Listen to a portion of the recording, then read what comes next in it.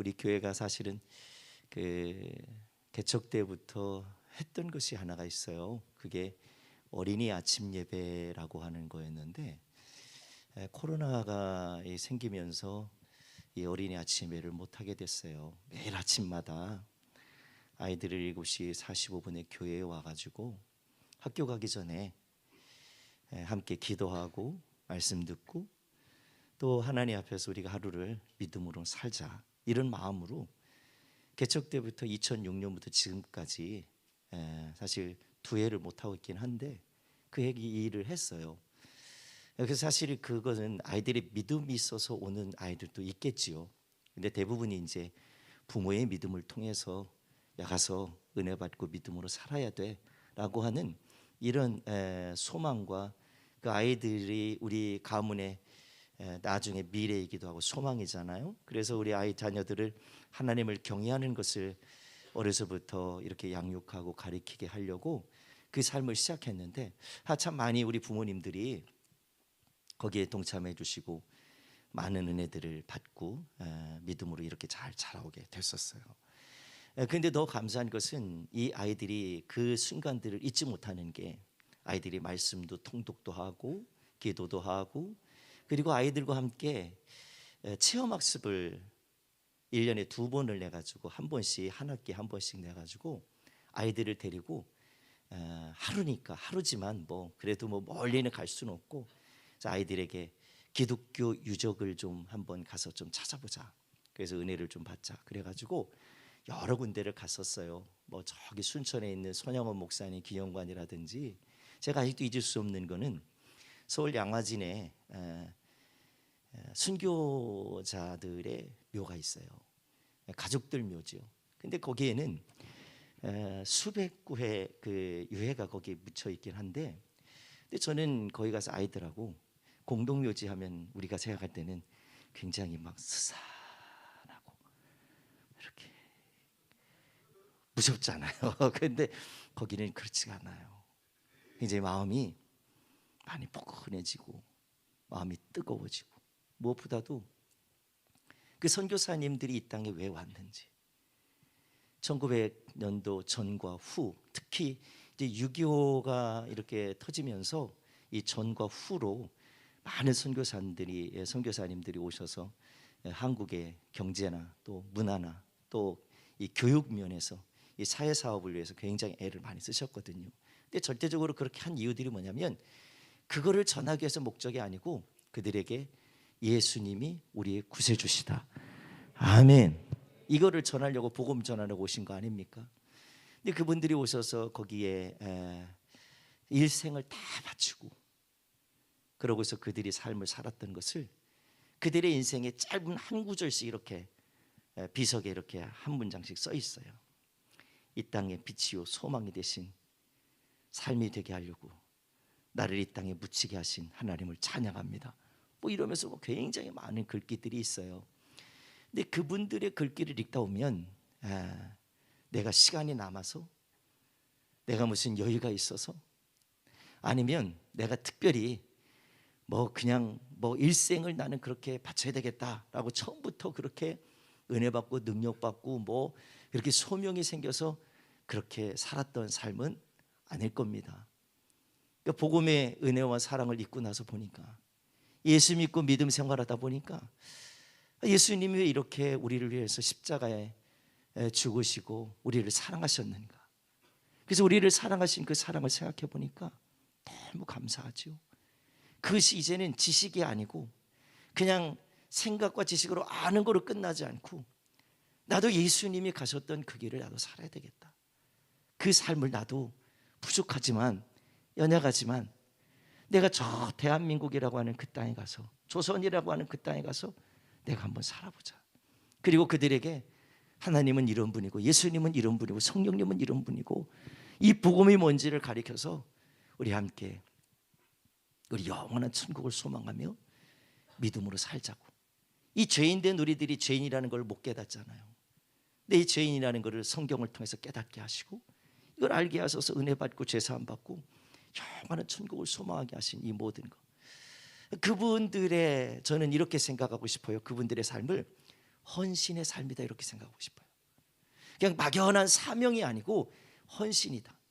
모든 걸 다 가질 수 있고 누릴 수 있고 모든 걸 행할 수 있는 그런 권세와 능력을 갖고 있음에도 불구하고 이 미개한 땅에, 정말 이 초라하고 무지한 땅에 한 번도 만나본 적도 없고 그 땅이 어디 있는지도 모를 만큼 그렇게 정말 희미했던 그런 나라를 생각하고 기억해서 이 땅에 와서 복음 전하는 그들의 삶을 보면, 그들의 헌신이 없었더라면 우리들이 정말 복음의 은혜를 입을 수 있었을까? 그 사랑을 받을 수 있었을까? 생각해 보면 안 되지요. 그래서 우리 아이들한테 그때 그런 얘기를 했던 거 기억나요. 얘들아, 이들이 헌신했던 삶은 그냥 하고 싶어서 한 분들이 몇 명이나 있을까 싶다. 근데 아이들이 거기에 대해서 뭔가 굉장히 뭐 깊이 있게 깨닫고 뭐 이런 건 아니에요.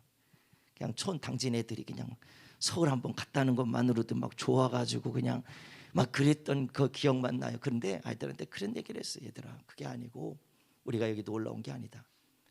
이들이 와서 이렇게 헌신했던 모습들을 생각해 보면 왜 헌신했을까? 그냥 단순히 뭐 이들이 와서 복음을 전한 거 그거 하나, 나 이렇게 복음 전했다, 이거 자랑하려고 온 건 아닌 것 같다.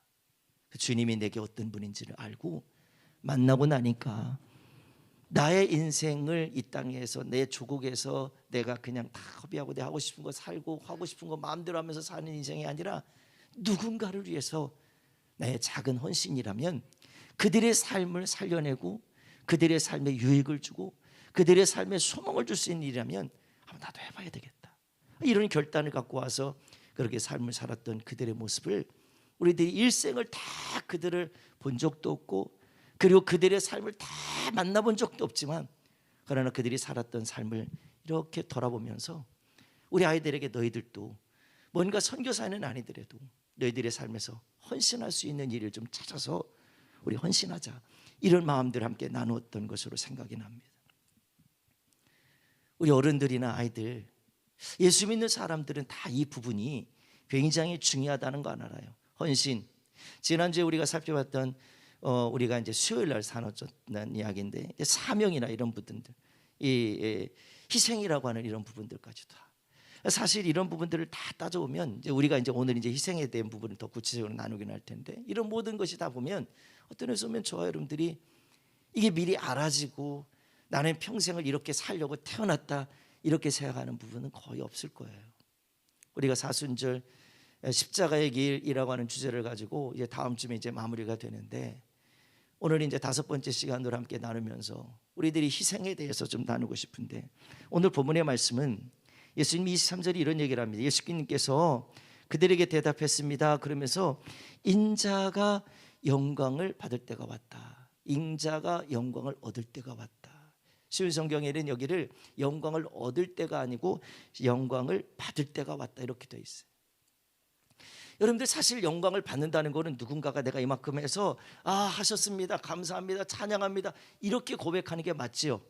그런데 예수님이 그거를 영광을 받을 때가 왔다, 얻을 때가 왔다라고 하는 걸 생각해 보니까 예수님이 누군지를 모르는 사람들에게는 이 영광이라고 하는 말 자체가 굉장히 거룩을 훼손하는 소리로 들릴 수 있거든요.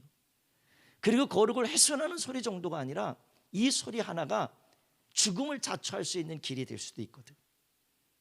근데 예수님이 이 이야기를 왜 하셨는가를 그 전에 있었던 말씀을 한번 돌아가서 보니까 이게 이제 예수님이 사순절이라고 하는 우리들이 지금 사순절기를 지금 지키고 있는데 예수님이 예루살렘에 들입성하셔서 십자가를 지기 위해서 그 여정을 이제 마무리 여정을 하시잖아요.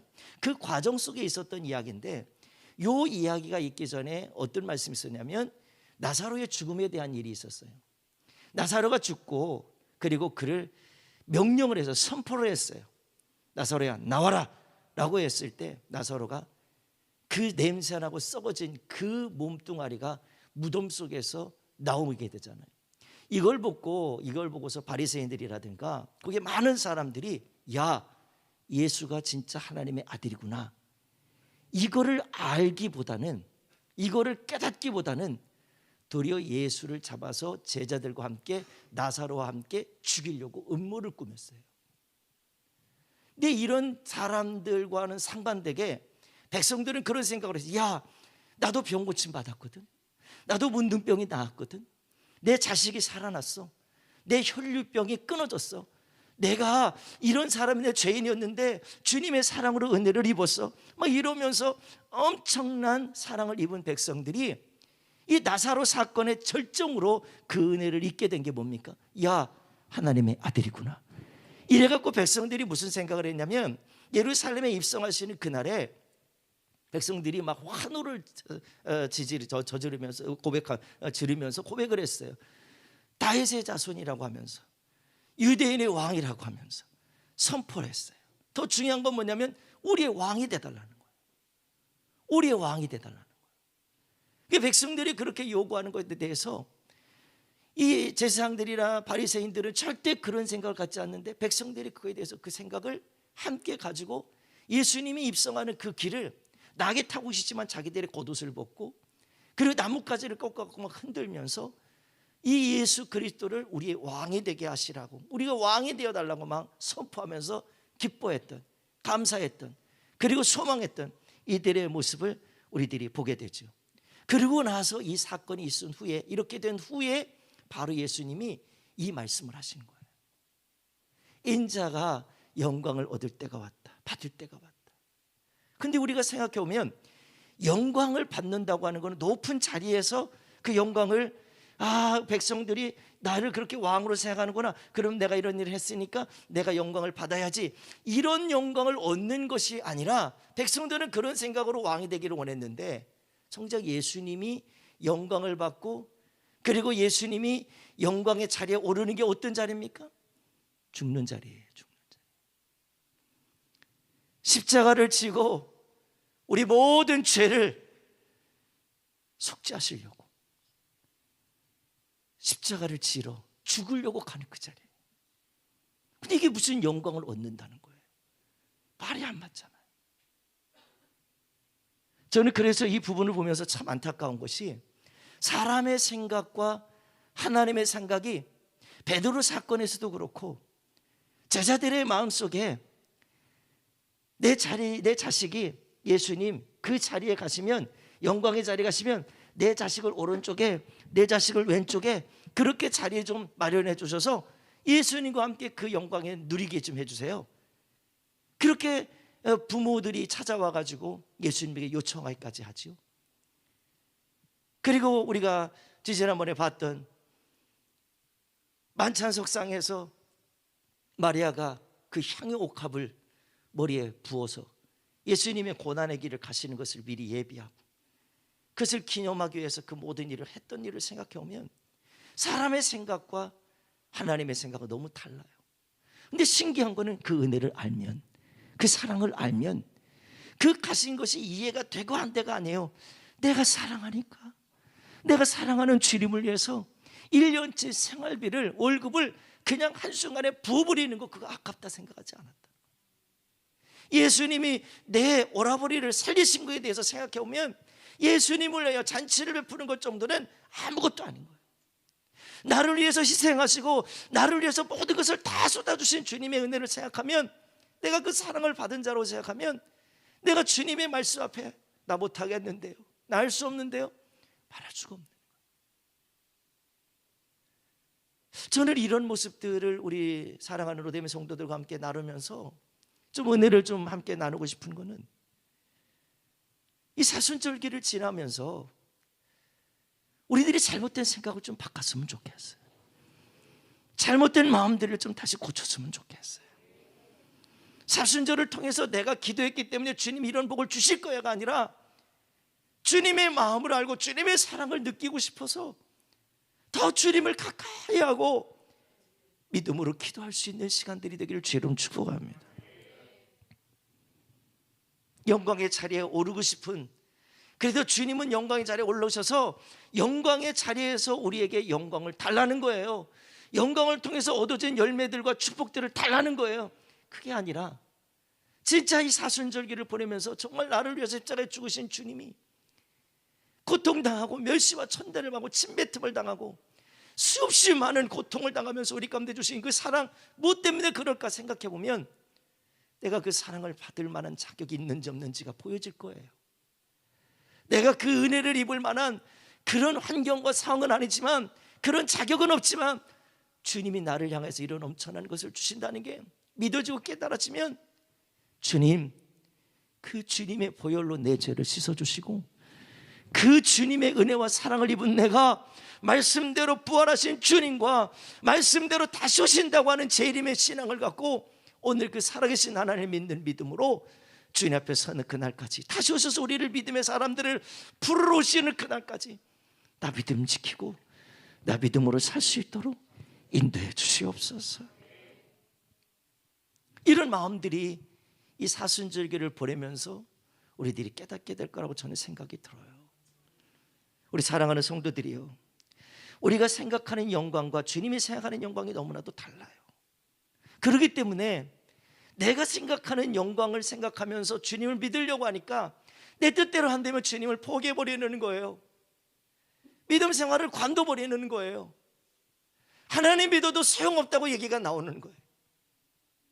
무슨 문제가 생기면 내가 교회를 가졌는데 왜 하나님은 나를 안 도와주냐는 거예요. 여러분들, 그게 얼마나 억지입니까? 내가 기도를 이만큼 했으니까 하나님은 알아서 책임져야 되는 거 아니에요? 이렇게 생각을 할 때가 너무 많아요. 우리는 당연히 교회 오면 복을 받을 거라고만 생각합니다. 그런데 저는 성경을 읽으면서 너무 많은 걸 깨닫는 게, 우리 성도들도 마찬가지, 애들도 마찬가지, 사순절기를 보내면서 사복음서라든가 1년 동안 우리들이 성경을 통독하기 위해서 계속 성경들을 읽고 있잖아요. 여러분들에게 좀 간절히 권면하고 싶은 게 있어요. 하나님 믿는 사람이라면, 하나님 사랑하는 사람이라면 말씀 읽으셔야 돼요. 말씀, 이 성경책은요, 교회 다닐 때 교과서를 갖고 다니는 게 아니에요. 이건 교과서가 아니라고. 이건 교과서가 아니라 여기는 하나님의 말씀이 기록되어 있어요. 그래서 성경을 계속 읽어야 돼요. 하나님을 믿는 사람을 읽어야 돼요. 아멘. 그래야 저 여러분들이 이 말씀을 통해서 정말 하나님의 마음을 깨닫고 하나님이 내게 원하신 것이 무엇인지, 하나님을 내가 왜 믿어야 되는지 우리들이 깨닫게 되는 줄 믿으시길 바랍니다. 현장에 와서도 예배 드리면서 어떤 분은 그래요. 목사님, 정말 내가 오늘 아침에도 문자를 받았는데 어떤 분이 그래요. 목사님, 저 가서 현장에 가서 예배당에 가서 예배 드리고 싶은데 그렇지 못하게 돼서 너무 마음이 아프다는 거예요. 화가 난다는 거예요. 그분의 마음이 단 몇 줄로 저한테 고백은 했지만 이 확진이 돼가지고 너무나도 어렵다는 거예요.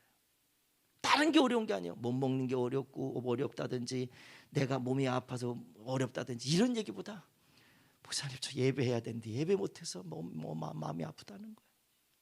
저는 그 마음이 그대로 느껴졌어요.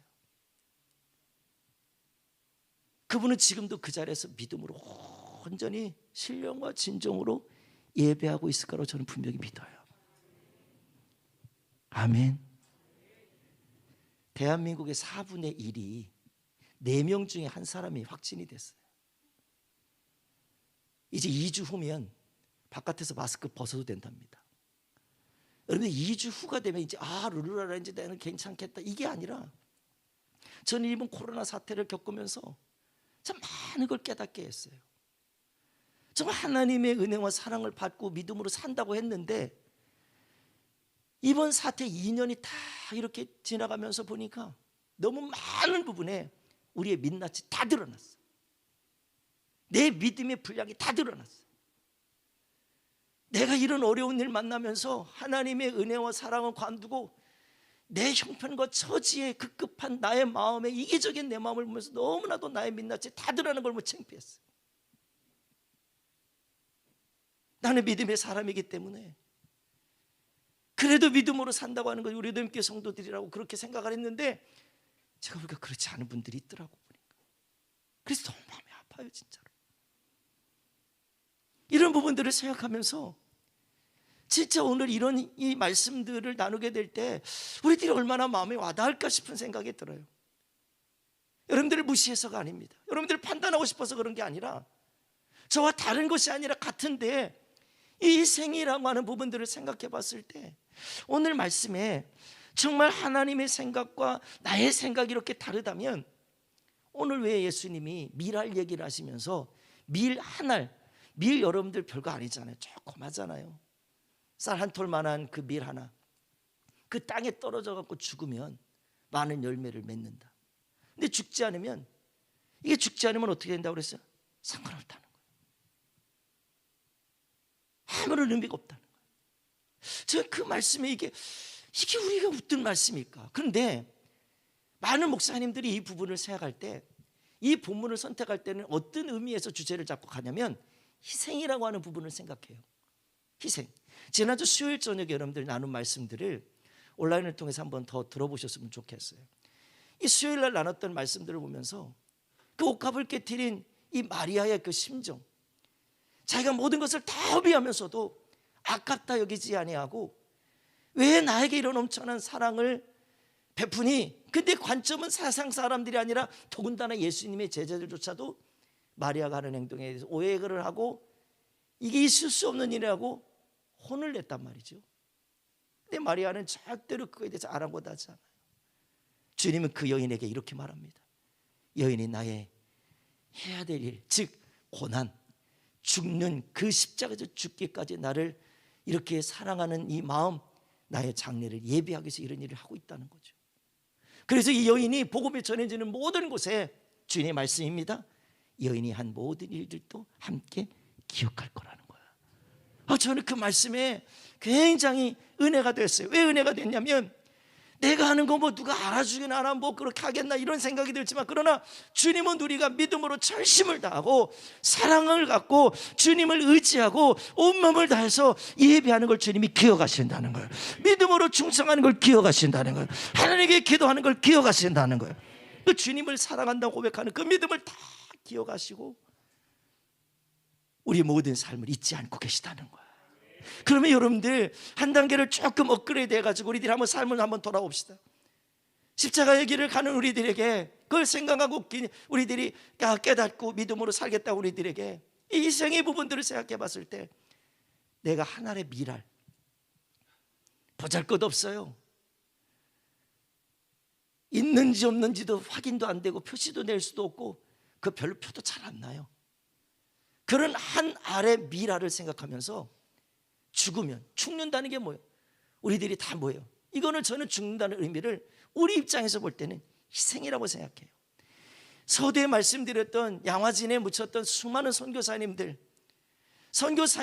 통해서 자녀들이 태어났잖아요. 그 자녀들 중에 그 비문에는 그렇게 되어 있어요. 1903년 다시 1903년 이렇게 되어 있는 사람들이 있어요. 태어나자마자 죽는 거예요. 근데 그것 때문에 이 아이들이나 선교사님들의 삶을 보면 그분들이 이 땅에 와서 그 하나의 미랄이 되겠다고 하는 그 심정을 갖고 살았던 삶을 돌아보면 그런 고통도 있어요. 나보다도 태어난 자식이 먼저 죽음을 맞이한다고 생각하면 그 부모 마음은 이루 형언이 안 돼요. 자식이 부모를 잃어도, 부모가 자식을 잃는다든지 자식이 부모를 잃어도 어떤 누가 사랑하는 사람이 가족들 가운데 죽으면, 예전에 우리나라에도 그런 게 있잖아요. 부모가 돌아가시면 자식이 3년상을 들었어요. 3년 동안 묘 옆에서 텐트 치고 거기서 기다렸다. 근데 그게 무슨 의미일까 하고 제가 어느 날 한번 들은 적이 있어요. 제가 그게 무슨 의미일까 하고 들어보니까 이 마음에서 이 고통과 아픔과 상처가 해결되고 잊혀질 만한 시기가 3년이라는 거죠. 저희 여러분들이 그거에 포커스를 맞추려고 하는 게 아니라 그런 고통이 있을 때, 그런 아픔이 있을 때 내가 희생이라고 생각하지 않아. 내가 이만큼 했는데 정말 내가 왜 이러지? 이런 마음 때문에 모든 걸 포기해버리는 이런 안타까운 일은 없다는 거죠. 왜? 그 선교사님들을 보면서 보니까 그런 것들을 많이 느끼겠더라고요. 우리 사랑하는 성도들에게 오늘 이 본문을 함께 나누면서 이 십자가의 길을 생각하면서 우리들이 진짜 한 알의 밀알로 희생하는 게 뭘까 생각을 해봤어요. 많은 것을 생각할 수 있는 상황은 아니기 때문에 단 몇 가지만 좀 생각해 보고 싶은데, 첫째는 희생이라고 하는 부분들을 나의 믿음의 삶에서 한번 찾아본다면 어떻게 해야 희생을 할 수 있을까라는 걸 생각해 봤을 때 저는 예배를 한번 보고 싶어요. 예배를 한번 드리는 거를 우리들이 당연히 나는 하나님을 믿고 교회를 다니기 때문에 가서 예배당에 가서 예배를 드릴 거야, 이런 생각을 하고 와요. 근데 이거를 우리들이 살고 있는 이 시대의 나의 모습으로 생각해 보면 예배가 이런 거구나. 이 순서대로 이렇게 쭉 이렇게, 오늘 주부에도 지금 설교 시간이니까 이 설교가 끝나면, 메시지 선포가 끝나면 이만큼 되겠구나 하고서 이거에 맞춰서 드려지는 예배가 아니라, 전 구약의 하나님 앞에 드려진 제사들을 한번 생각해 봤어요. 구약에는 제사가 5가지가 있어요. 번제, 소제, 화목제, 속제제, 속건제. 이 5대 이 제사가 있어요. 5가지 큰 제사들이 있어요. 근데 이 제사들 중에 보니까 이 번제라고 하는 건 뭐냐면, 정말 내가 하나님 앞에서 그 은혜와 사랑을 입고 하나님 살아계신 믿는다면 오늘 생명 전체를 드리는 그 주님의 사랑을 기억하면서, 그렇게 하셨던 주님처럼 내가 이 번제를 다 하나님 앞에, 하나님 내가 이런 마음들을 가지고 내가 믿음으로 예배를 드리기를 원합니다. 그래갖고 이 번제를 드릴 때 이 짐승들을 잡아가지고 다 하나님 앞에 잡아가지고 드리단 말이에요. 누가 잡아주는 게, 내 자신이 다 잡아가지고 그거를요 다 각을 뜨고 내장 다 빼내고 깨끗하게 해서, 그 잡는 과정을 보니까 어떤 사람은 6시간, 어떤 사람은 7시간, 그 정성을 다 들여가는 거예요. 근데 그런데 이 번제나 이 소제나 이 속건제나 속제제나 화목제, 모든 것들을 다 보면 이 모든 제사들은 쉽게 할 수 있는 게 아무것도 없는 거예요. 우리가 속제제나 속건제나 이런 것들을 통해서 한번 생각해 봤을 때, 그런 제사들을 내가 한번 예배로 한번 드리는 거 한번 이렇게 비교해 보면 어떨까? 우리가 오늘 이 주일 낮 예배 한번 드리기 위해서 6시간을 짐승을 잡아가지고 7시간을 잡아가지고 하나님 앞에 드린다. 내 죄를 용서받기 위해서 속건제를 드린다. 하나님과 화목하게 해서, 내가 잘못된 죄 가운데 있었기 때문에 하나님과 화목해야 돼, 다시 하나가 돼야 돼, 이래서 화목제를 내가 드린다. 그런 마음으로 내가 예배를 준비하고 드린다면 6시간 동안 그 짐승을 잡아가지고 하나님 앞에 드리려고 했던 그 제물 하나를 잡아서 준비하는 그 시간을 생각해 본다면, 저 여러분들이 믿음 생활을 위해서 이 예배를 우리들이 정말 그렇게 준비하고 있냐는 거죠. 어린 양 하나, 소 1마리, 염소 1마리, 비둘기 1마리, 곡식, 이거 태워서 드리는 모든 이 화목제들까지도 다 한번 생각해 봐요. 이 소제 같은 거, 소제가 이제 곡식을 가져다가 이걸 볶아가지고 태워서 이렇게 드리는 걸 소제라고 그러는, 이런 모든 것들을 한번 생각해 보면 내가 오늘 예배를 그만큼 소중하게 여기고 있냐는 거예요. 그렇게 준비를 하고 있냐는 거예요.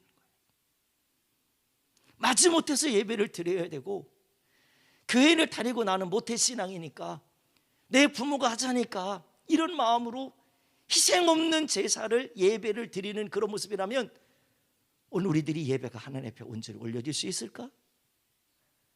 이 생각을 해보게 됩니다. 희생은 양 네가 당해라, 희생은 네 염소 네가 당해라, 이게 아니라 정말 내 모든 죄를 이 속죄하기 위해서, 이 속건제를 드리기 위해서, 속죄제를 드리기 위해서 내 모든 죄를 양에게 전가시키고 염소에게 전가시켜서 네가 나 대신 죽어라, 죽는 건 너지만 내 죄가 용서받게 된다는 걸 알게 됐을 때, 우리가 양한테 1마리 잡아서 빨리 드리는 게 목적이 아니라 양을 잡으면서 무슨 생각을 하겠어요? 염소를 잡으면서 무슨 생각을 하겠어요? 5시간이든 6시간을 잡아가면서 무슨 생각을 하겠어요? 에이, 비린내 때문에 싫어, 아우 역겨워, 피냄새, 아우 싫어, 이런 얘기를 하겠어요? 이게 다 내가 죽어야 될, 제물이 내가 돼야 되는데 대신 양과 염소가 돼갖고 이렇게 죽어가는 그 제물을 준비하는 내 과정 속에 참 은혜가 될 것 같아요. 저는 우리 로뎀의 모든 성도들에게 정말 희생이라고 하는 건 먼 얘기라고만 생각하지 말고, 진짜 예배를 한 번을 드리더라도 우리가 어떤 마음으로 드릴까, 어떤 마음으로 준비할까? 그래서 내가 하나님 앞에 이 희생의 제물을 드리는 심정으로 내가 하나님과 하나가 되고 내 죄를 씻어버리고 하나님과 함께하기 위한 믿음의 예배를 드리기 위해서 내가 이렇게 준비한다면 이 한 번의 예배를 목숨을 걸 거예요. 왜? 이 예물이 하나님 앞에 올려지지 않으면 그냥 무조건 잡아서 갖다가 드렸다고 해서 하나님 받으시는 게 아니에요. 흠 있는 양을, 짐승을 잡는다든지 제물을 잡는다든지 그 하나님이 기뻐할 수 없는 마음으로 잡으면요, 하나님 그 예물을 받질 않아요. 흠양하질 않아요. 우리가 한 번 와서 예배를 대충 드리고 가는 게 시간 한 시간 때우고 가는 게 중요한 게 아니에요. 한 번을 예배를 드려도 하나님이 기뻐하는 찬송 올려드리고 한 번을 예배를 드려도 하나님 앞에 믿음으로 기도하게 하고 한 번의 말씀을 들어도 30분이든 40분의 말씀을 들어도 길냐 짧으냐 이걸 따지지 말고 시대가 어떠니 뭐 이런 거 따지지 말고 어떤 게는 30분 한대 20분 한대요. 이게 중요한 게 아니라 오늘 이 예배가 전체적으로 봤을 때 하나님이 이곳에 임재해서 내 안에 이 은혜를 주시기를 작정하셨다면 오늘 내가 이 예배를 성공하고 가야 되잖아요. 받으시는 예배를 올려드려야 되잖아요.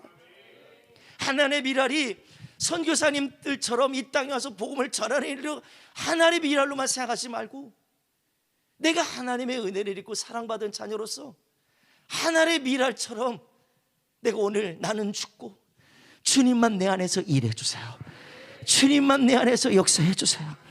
내 욕심과 정욕을 채우기 위한 욕심 있는 예배가 아니라 하나님이 기뻐하는 예배가 올려질 수 있도록 하나님이 예배를 받아주세요.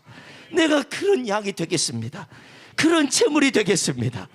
이런 마음을 온 마음과 뜻과 정성과 힘을 다해서 하나님 앞에 그렇게 예배한다면 이 예배가 우리들을 그렇게 하는 것이 헌신이라는 생각을 하고 하는 게 아니라 희생이라고 하는 생각을 하고 하는 게 아니라 오늘 내가 그 앞에 주님 앞에 정성을 다하는 마음으로 하게 되면 주님은 희생의 제물로 드려지는 어린 양, 이 염소, 소, 곡식 이 정도가 아니라 네가 그런 마음이냐, 네가 그런 마음이라면 그 마음 속에 주님이 주의 영으로 역사하셔서 우리들이 모든 것을 회복하시고 치료하게 하실 줄 믿으시길 바랍니다.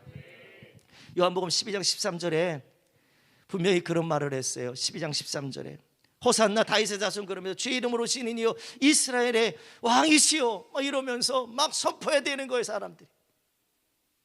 그때 주님이 이 말씀 이후에 많은 사람들에게 이 영광을 얻는다고 했을 때 이 영광은 결국 죽으러 가시는 그 길인데 이들의 생각이 너무 다르니까 십자가에 달리신 주님 바라볼 때 다 도망가는 거예요.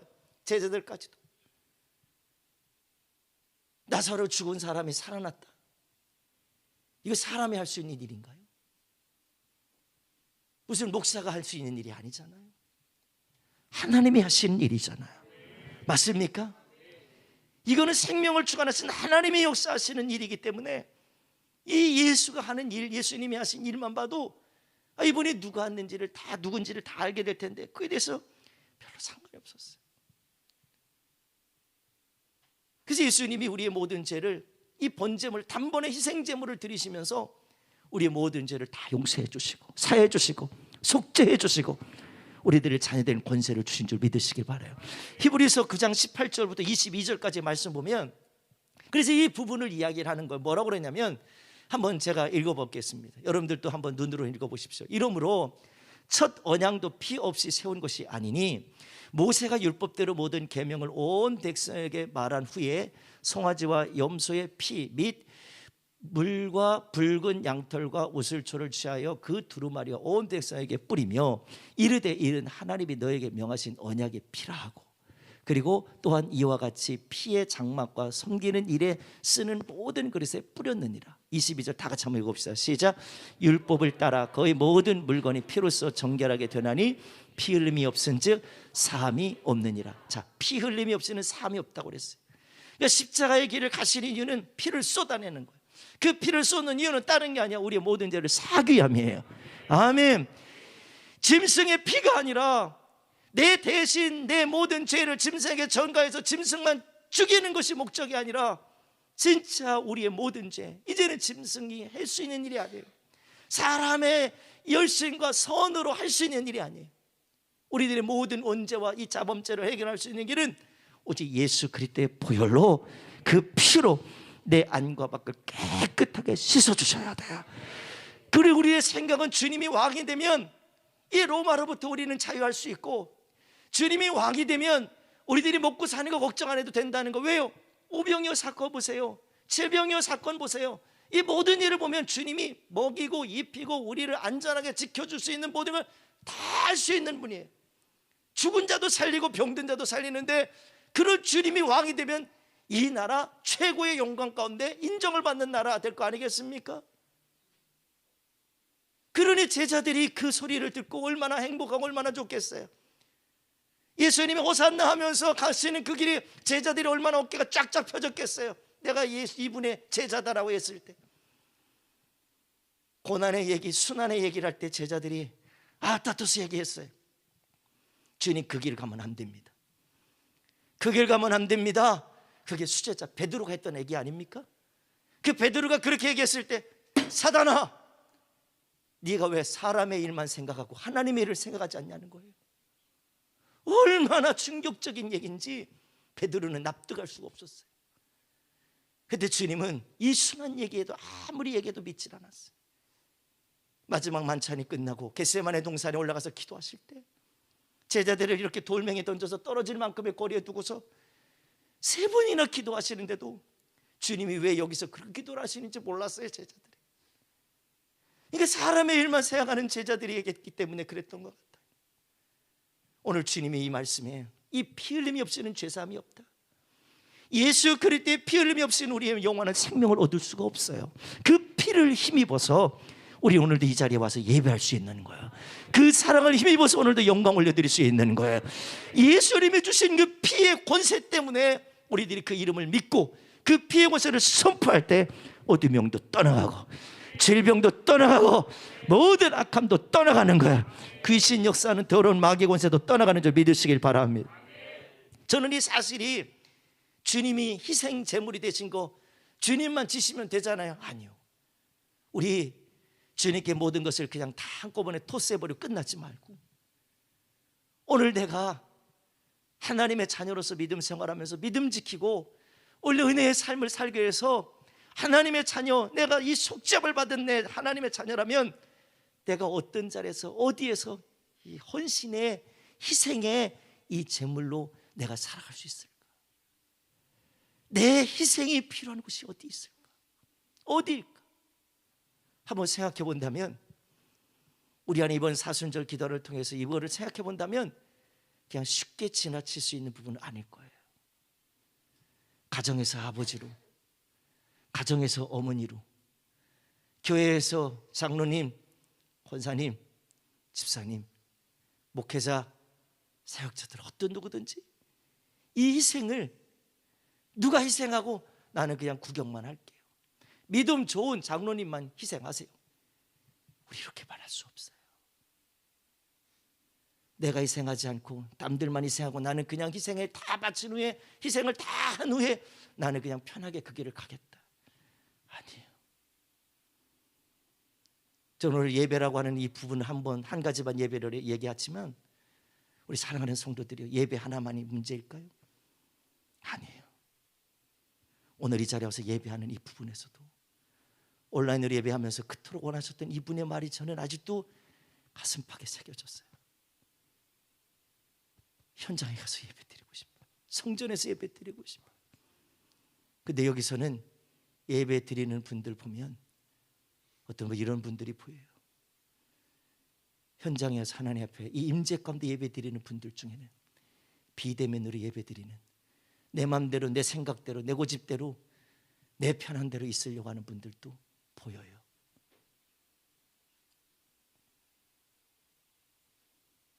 보여요.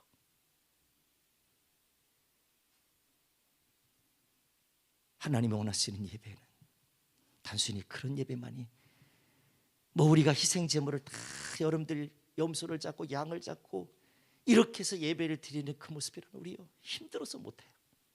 지쳐서 못해요. 어려워요. 그래서 희생이라고 하는 건 다만 상관없는 것이 되고 마는 거예요.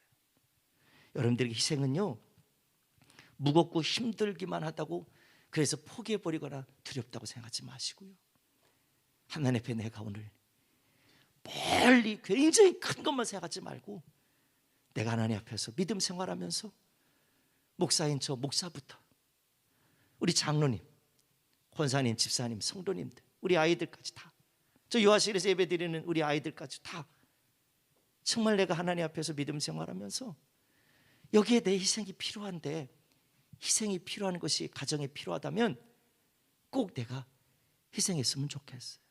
그리고 여러분들의 삶에 직장이든 사업장이든 어느 곳에든지 하나님 원하시는 희생이 있다면 그 희생의 삶을 살아갈 수 있게 되길 주의 이름으로 축복합니다. 그냥 내 욕심이나 내 의의를 드러내기 위한 희생이 아니라 정말 주님의 사랑을 힘입고 그 은혜를 힘입어서 믿음으로 살아가는 희생이 있기를 주의 이름으로 축복합니다. 마지막 한 가지 말씀을 더 보겠는데요, 요한복음 15장 8절로 11절 말씀 한번 읽어보겠습니다. 다 같이 한번 읽어볼게요. 시작.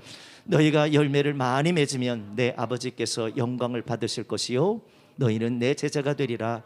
아버지께서 나를 사랑하신 것 같이 나도 너희를 사랑하였으니 나의 사랑 안에 거하라. 내가 아버지의 계명을 지켜 그의 사랑 안에 거하는 것 같이 너희도 내 계명을 지키면 내 사랑 안에 거하리라. 내가 이것을 너희에게 이름은 내 기쁨이 너희 안에 있어 너희 기쁨을 충만하게 하려 함이라. 아멘. 주님이 원하시는 기쁨이라는 것은 아버지의 계명을 지켜서 그분의 사랑 안에 거하는 거예요. 이 계명은 바로 그거예요. 아버지의 계명을 지켜서, 그 주님이 원하시는 기쁨은 아버지의 계명을 지켜서 그분의 사랑 안에 거하는 거예요. 여러분들 어떠신가요? 우리를 향한 그 엄청난 사랑, 그 십자가의 은혜들을 우리는 다 알고 있어요. 근데 주님이 희생당하심으로 해서 우리들이 기쁨을 누리게 됐다는 거예요. 은혜를 누리게 됐다는 거예요. 저는 이것을 깨달았을 때, 이걸 모르면 기쁨은 관두고 기쁨만 누리기만 원하지 희생을 전혀 하질 않아요. 주님을 알고 싶지도 않고 성경 한 절 읽는 거 읽고 한 장 두 장 읽는 것조차도 하고 싶지가 않아요. 기도요, 뭐 그냥 대충 1, 2분 식사 기도도 하기 힘들 때가 너무 많잖아요. 그런 희생 없이 주의 은혜를 받겠다고요? 그런 사모함 없이 주의 은혜를 우리가 입겠다고요?